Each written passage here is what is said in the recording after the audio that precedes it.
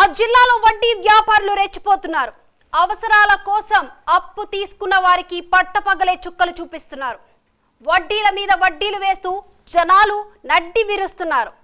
అప్పు తీసుకున్న వారిని జలగల్ల రక్తం పీల్చు తాగుతున్నారు. ఇక మహిళలపై లైంగికంగా వేధింపులకు పాల్పడుతున్నారు. వ్యభిచారం చేసి అయినా తమకు వడ్డీ కట్టాలంటూ కర్కశంగా ప్రవర్తిస్తున్నారు. మరి ఆ వడ్డీ వ్యాపారంతో జనాలను వేధిస్తున్న రాక్షసుల గురించి తెలుసుకోవాలనుందా? అయితే ఈ స్టోరీ చూడండి.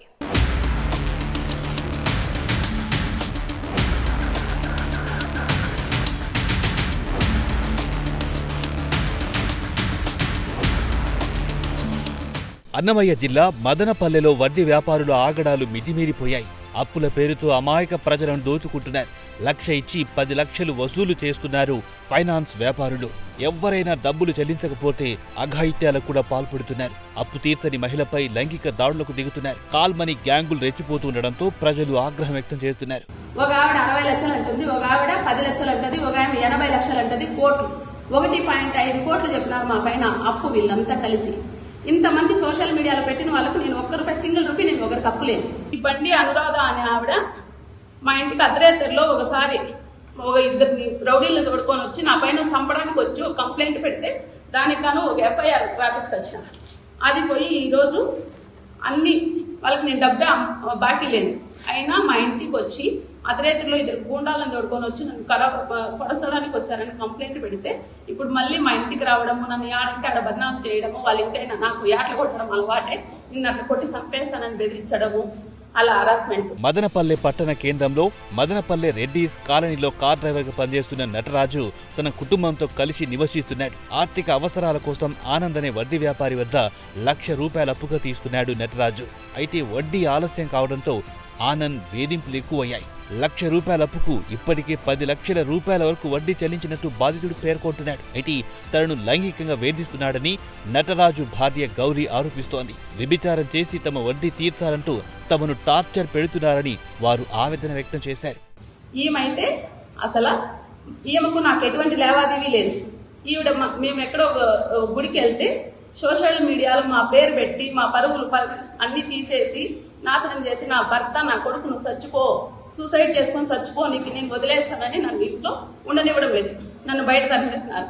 ఈవిడ పైన మేము వెళ్ళి ఒక కంప్లైంట్ పెడితే ఆ కంప్లైంట్ తీసుకోలేదు పోలీసు వాళ్ళు, ఎటువంటి విచారణ చేయలేదు.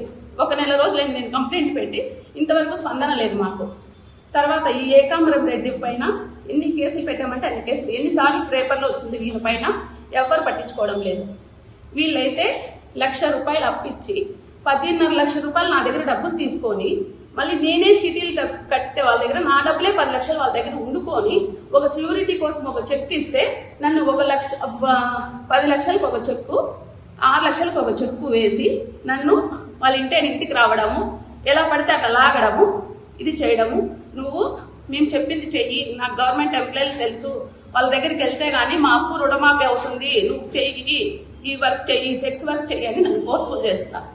దీనికి అంతా హెడ్ ఆఫ్ డిపార్ట్మెంట్ కాద్రవల్లి, ఒక కాద్రవల్లి అనే ఒక ఆయన ఉన్నాడు, ముస్లిమ్స్ ఆయన 5,000 10,000 డబ్బులు ఇవ్వడం ఆడవాళ్ళ దగ్గరికి వెళ్ళి, ఈయన దగ్గర పడుకోండి, వాడి దగ్గర పడుకోండి అని అందరికి బ్రోకరేజ్ చేయడం.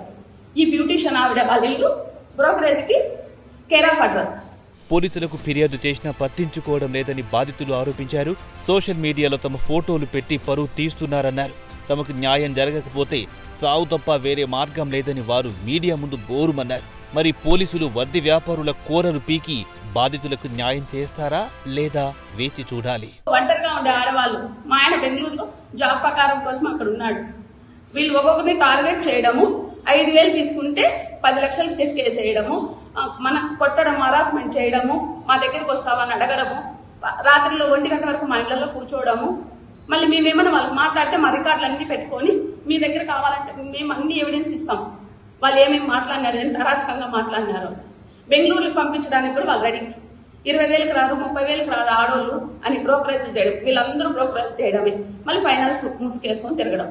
సొసైటీలో మా లాంటి వాళ్ళు ఇంకా 20 మంది ఉన్నారు. అందరూ రాలేక ఈ మీడియాలో ఎక్కడికి దారి తీస్తుందో అనేసి మేము సతమతం అయిపోయి, నేను చచ్చిపోవడానికైనా సిద్ధం, నా శవమన్నా చూస్తే పోలీస్ డిపార్ట్మెంట్ కరుణిస్తుంది అని ఇక్కడికి వచ్చిన మీడియా మిత్రులకి ఎందుకు చెప్తానంటే, శవం లేస్తే కానీ పోలీస్ డిపార్ట్మెంట్ పట్టించుకోదని మాకు అర్థమైంది. ఒక 50 సార్లు వెళ్ళింటాను నేను పోలీస్ స్టేషన్కి, ఒక 50 సార్లు.